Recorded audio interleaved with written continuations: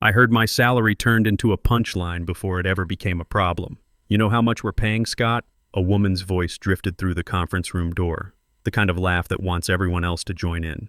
Enough to fund an entire department. I didn't stop walking, didn't look back. I already knew the voice belonged to Jessica Miller, our new VP of Strategic Operations. Fresh MBA from Wharton, 34 years old, and dangerous in the way only inexperienced people with power can be. My name is Scott Williams. I'm 48, and I've been at Pinnacle Financial Group here in Dallas for 15 years. Before that, I spent 8 years in the Army Corps of Engineers. Those military years taught me something most civilians never learn: how to spot the difference between what looks broken and what actually is broken. In Iraq, a system that looked perfect on paper could kill people if one small component failed. That mindset never left me. Sarah and I had been married 22 years. Our daughter Emma was starting her senior year at UT Austin studying environmental engineering. Our son Jake had just gotten accepted to Texas A&M for mechanical engineering. College tuition, mortgage on our house in Plano, car payments. After 15 years of steady climbing at Pinnacle, I wasn't just protecting my career. I was protecting everything we'd built together. At Pinnacle, I'm the Senior Risk Architecture Director. Not a flashy title, never shows up on earnings calls or company newsletters. But my systems are why we've passed every federal audit without escalation for the past 7 years. My frameworks are why our biggest institutional clients, pension funds managing $47 billion in combined assets, trust our risk reporting without question. None of that fits neatly on a PowerPoint slide about cost optimization. Inside that conference room, I could hear papers shuffling, numbers being thrown around. Just raw salary figures stripped of everything they protect. My $580,000 compensation package, base salary plus performance bonuses tied to audit outcomes and client retention. No mention of the regulatory framework that keeps us compliant across 12 states.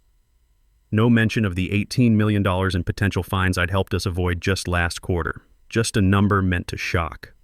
When I first joined Pinnacle 15 years ago, it was still founder-led by 2 former Goldman guys who'd started the firm in 1987. Decisions were discussed, not declared. Systems were built with redundancies, with human judgment layered over automation.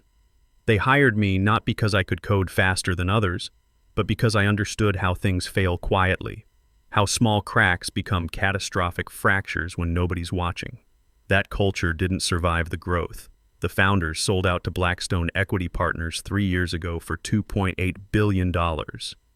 New executives rotated in every 18 months, each one bringing their own optimization initiatives.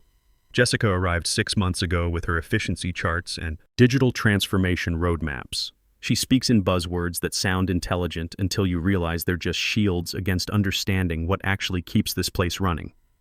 Digital transformation, lean operations, resource reallocation, legacy system modernization. Words designed to make complexity sound simple. The question started innocently enough. During our monthly risk committee meeting, she'd lean forward with that practiced MBA intensity and ask things like, "Scott, are these legacy controls still necessary? Couldn't this compliance monitoring be automated with modern AI systems? What's the ROI on manual oversight in today's regulatory environment?" I answered carefully, briefly, and I documented everything in my weekly reports. Because when people start calling you too expensive, they're not questioning your value. They've already decided the outcome. They're just building the paperwork to justify it. What Jessica didn't understand, what none of the new leadership understood yet, was that my salary wasn't just compensation. It was insurance against the kind of systematic failure that could crater a firm overnight. And my role wasn't just a job description on an org chart. It was a load-bearing beam in a structure that most people couldn't see. 3 weeks before that overheard conversation, I'd had lunch with my old Army buddy Mike Henderson, who'd become a compliance officer at a competing firm in Houston. "You see what happened to Greystone Capital last month?" he asked, cutting into his steak. New management decided their chief risk officer was redundant. 6 weeks later, SEC found a gap in their municipal bond reporting. $340 million fine, plus they lost their 3 biggest pension fund clients. I nodded, remembering the industry newsletter that had covered it. "Yeah, I saw that." The CRO tried to warn them during his exit interview. "That's the thing," Mike said, pointing his fork at me. These MBA types think risk management is a software package you can buy off the shelf. They don't understand it's about institutional knowledge, relationships, knowing which regulator to call when something looks sideways. Experience, I said simply. Exactly. And experience doesn't show up in a cost-benefit analysis. That conversation kept replaying in my head as Jessica's questions became more pointed, more frequent. During our last one-on-one meeting, she'd pulled up a spreadsheet on her laptop. Scott, I've been looking at your department's budget allocation. Your compensation represents 31% of the entire risk management division's expenses. Help me understand the value proposition here. I'd shown her the audit results, the client satisfaction scores, the regulatory compliance metrics. But I could see in her eyes that she wasn't really listening. She was calculating. The meeting invite came on a Tuesday morning in October. Strategic Alignment Review, Executive Conference Room, full leadership attendance. The subject line might as well have read Execution Day. I'd seen this choreography before during the military. These meetings aren't about alignment. They're about getting enough people in the room to make a unilateral decision feel collective. The night before the meeting, I sat in my home office in Plano, updating my resume for the first time in 15 years. Through the window, I could see Emma's car in the driveway, home from Austin for the weekend.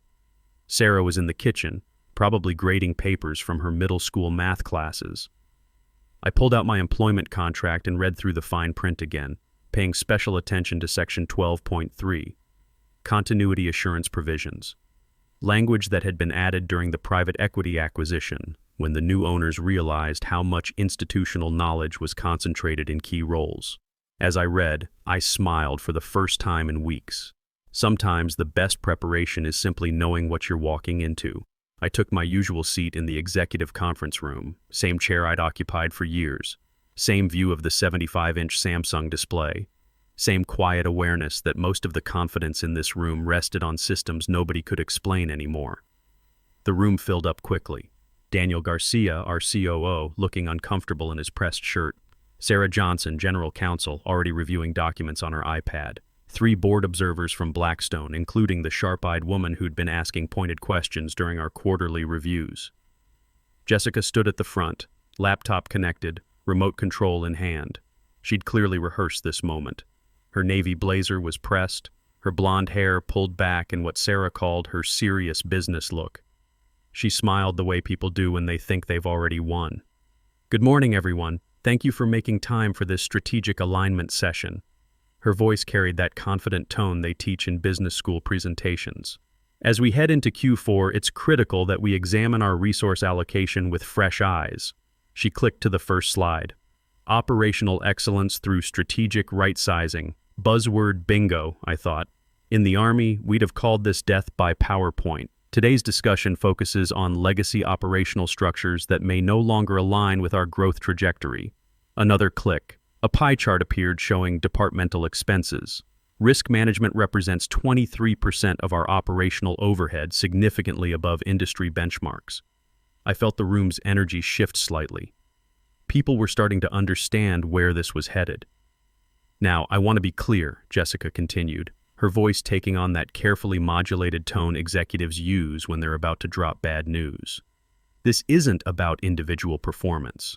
Scott Williams has been a valued contributor to Pinnacle's success." Past tense. There it was. She clicked again. However, modern risk management has evolved. Regulatory technology platforms can now handle compliance monitoring with 99.7% accuracy. Artificial intelligence can flag potential issues faster than human analysis.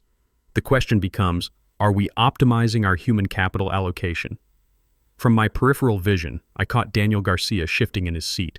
Sarah Johnson's pen had stopped moving across her legal pad. "Let me be specific about the opportunity here." Another slide appeared. Phase 3, Legacy Systems Sunset, Risk Architecture Oversight, estimated annual savings, $650,000. No name on the slide, just the function. But I felt the room lean away from me, executives avoiding eye contact, legal pretending to study their notes, HR clicking their pen like a nervous tick. The Blackstone observer, a thin man with silver hair, spoke up. "Jessica, what's the transition timeline for this optimization?" "Excellent question, Richard." She clicked to a Gantt chart.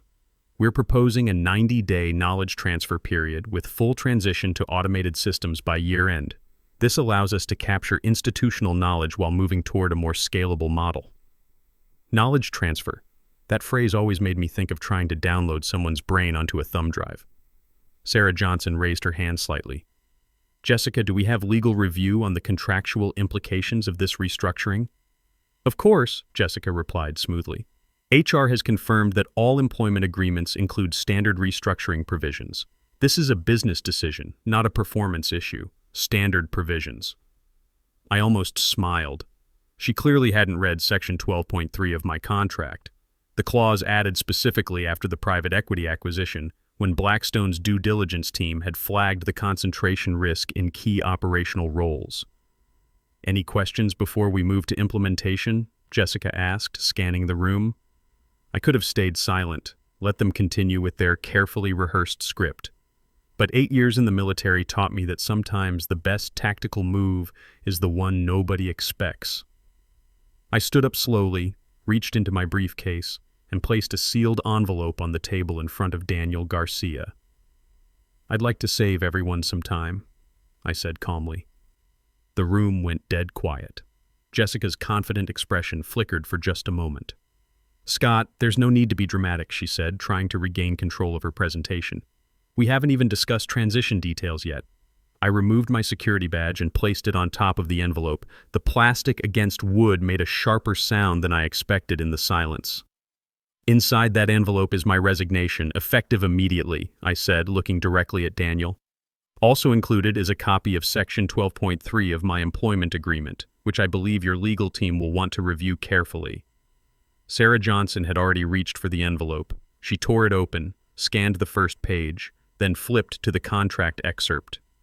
I watched her face change in real time, the slight widening of her eyes, the way her lips pressed together. What does it say? Daniel asked, his voice tight.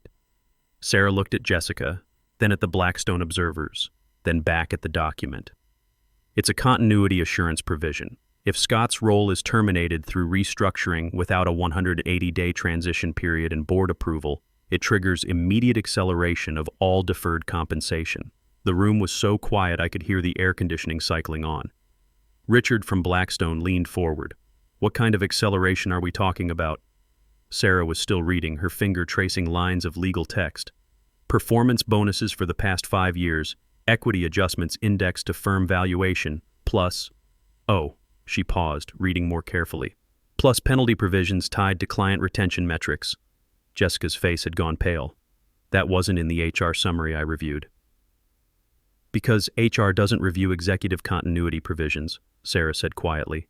Those are handled directly by legal during acquisitions. I pushed my chair back and stood. Thank you for the opportunity, I said, looking around the room one final time. I wish you all stability in the coming weeks. As I walked toward the door, I heard Daniel Garcia's voice, strained and urgent. Sarah, what's our exposure here? I didn't wait to hear the answer, but as the door closed behind me with a soft click, I knew they were about to find out exactly what too expensive really meant. By the time I reached the parking garage, my phone was already buzzing. 3 missed calls from numbers I recognized but didn't answer. There's a specific window after a decision like that. Too early for consequences, too late for denial. I sat in my F-150 for a moment, looking back at the Pinnacle building where I'd spent 15 years of my life. 43 floors of steel and glass, housing 2,400 employees who had no idea what was about to unfold. I pulled out my personal phone and called Sarah. Hey, honey, her voice was warm, probably between classes. How did the meeting go? I resigned, I said simply. A pause. Oh, are you okay? Yeah, I'm fine. Better than fine, actually. I'll explain everything when I get home. Can you pick up Emma and Jake this weekend? I think we should all be together for this. Scott, you're scaring me a little. What's going on? Nothing scary, just things are about to get interesting at Pinnacle, and I want to make sure the kids understand what's happening before they hear it somewhere else. After I hung up, I drove home to Plano in unusual silence. No radio, no podcasts. Just the quiet anticipation of watching a well-designed system execute exactly as intended. I knew what was happening back in that conference room without being there. Legal teams don't panic loudly. They panic methodically. Sarah Johnson would be pulling contract files, calling outside counsel, running calculations that got worse with every iteration. That afternoon, my personal email pinged with an automated notification. Access permissions tied to my role had automatically shifted to unsupported status. I hadn't disabled anything manually. The system was designed to protect itself when ownership clarity disappeared. Compliance dashboards didn't go offline. They froze. That's worse. Frozen systems raise questions. Offline systems suggest maintenance. Frozen systems suggest something broke. By 4:30 p.m., my former colleague Ashley Turner texted from her personal phone. "Holy hell, Scott! Emergency legal meeting called. All hands. What did you do?" I texted back, "Read my contract, section 12.3. Jesus Christ. Not quite that dramatic, but close." By evening, the first client inquiry had arrived. Not to me, but to Pinnacle's compliance inbox. Teachers' Retirement System of Texas, managing $28 billion in assets, asking a seemingly simple question: who was now certifying their quarterly risk disclosures? There was no answer because nobody else at Pinnacle had the specific regulatory certifications required. My replacement would need 18 months minimum to complete the necessary training, assuming they could find someone with the right background. Another message followed from Harris County Employees Retirement System.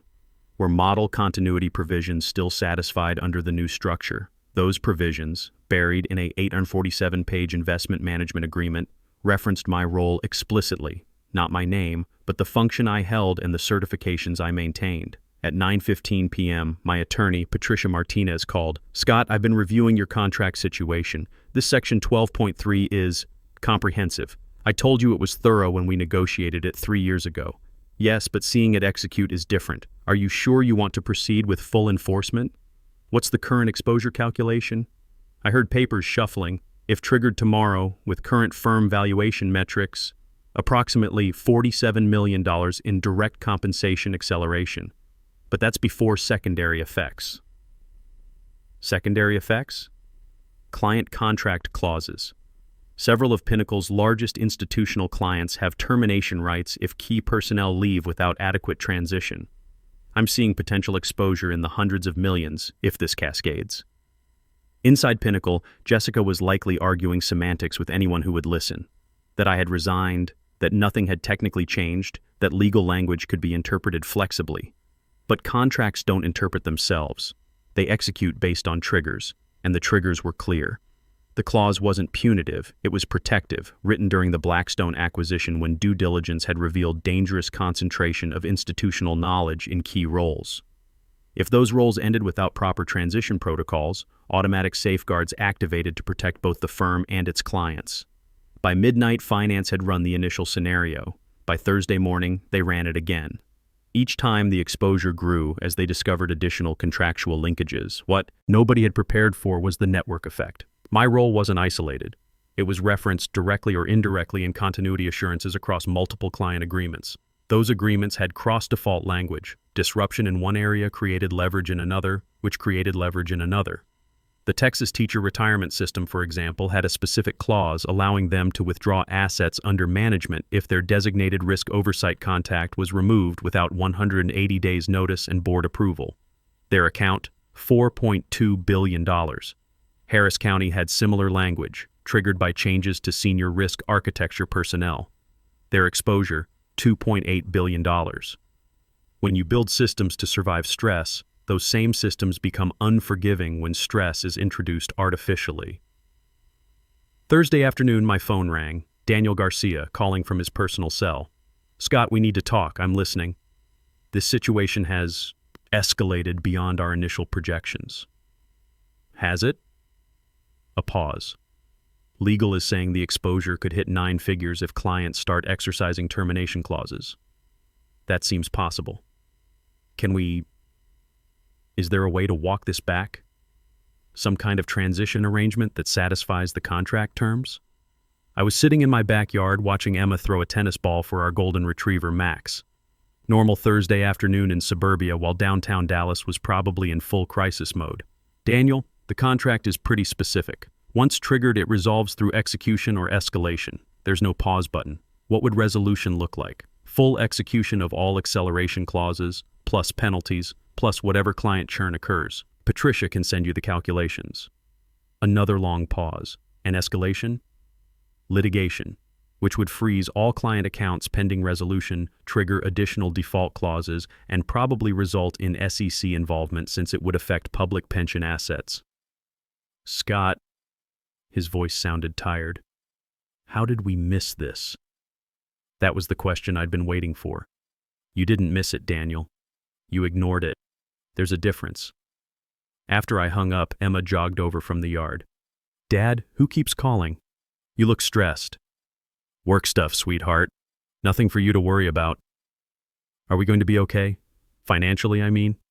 I looked at my daughter, 21 years old, smart enough to know that sudden unemployment usually meant belt tightening, smart enough to worry about her tuition.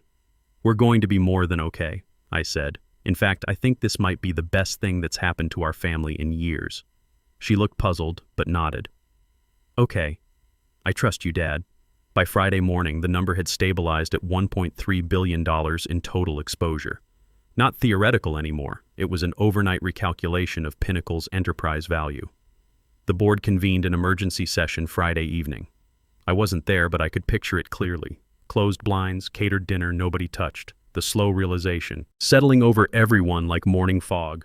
Richard from Blackstone would have asked the obvious question, how did we miss this? The answer was simple. They never asked what my role actually protected. They only asked what it cost. Jessica reportedly argued until her voice cracked, that the clause was excessive, that it wasn't intentional, that no one could have predicted this scale. But Sarah Johnson didn't argue back. She didn't need to. Contracts don't care about intention. They care about execution. The call came late Saturday evening. Lucas Rodriguez, the board's lead independent director, a man whose name rarely appeared in public, but whose decisions shaped billions in assets. Scott, thank you for taking my call. His voice was steady, practiced. The tone of someone who'd navigated crises before, who understood that panic was expensive. I've been briefed on the situation, he continued. The board recognizes there were communication failures in how this restructuring was presented. Communication failures. Corporate speak for, we screwed up. We'd like to resolve this quickly, he said, in a way that reflects your contributions and minimizes disruption to our clients. My attorney has outlined the terms required for resolution, I said calmly. A pause. Long enough for me to hear papers shuffling in the background. Yes, we've reviewed them. The board has one question. If we execute the full settlement, does the cascade stop? It was a fair question. I respected the directness. Yes, I said. If executed within the contractual window, all client continuity provisions are satisfied. We'll proceed. The next 72 hours moved faster than the previous 2 weeks combined. Funds were reallocated from Blackstone's reserves. Credit lines were adjusted. Internal memos were drafted and rewritten until they said nothing substantive at all.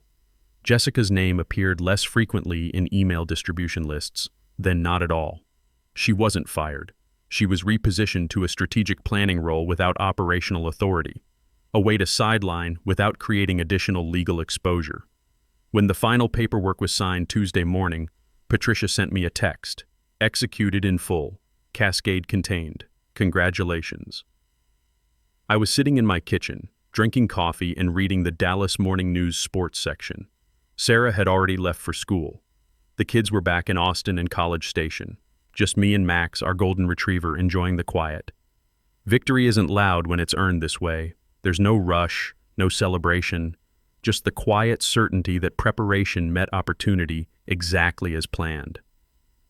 Within 48 hours of the settlement, discreet messages began arriving in my LinkedIn inbox. Not recruiters, managing partners, chief investment officers, board chairs, people who understood exactly what had happened without needing detailed explanations. They didn't ask why I'd left Pinnacle. They asked what I could build.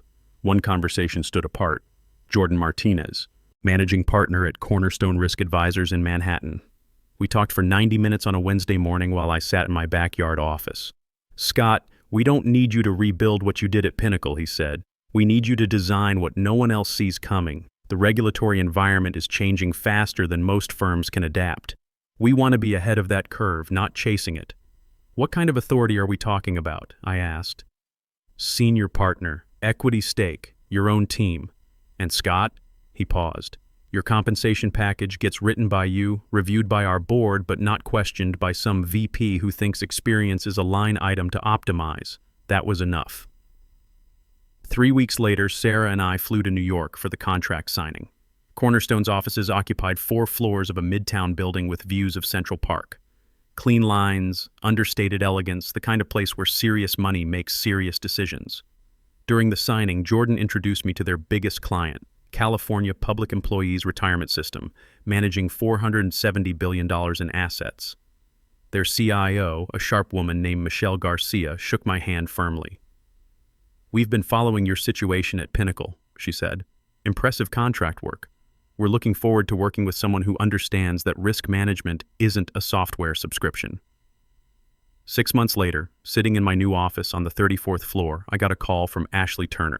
She'd left Pinnacle 3 months after I did, along with 6 other senior managers. Scott, you should know, Pinnacle just lost the Texas teacher retirement account.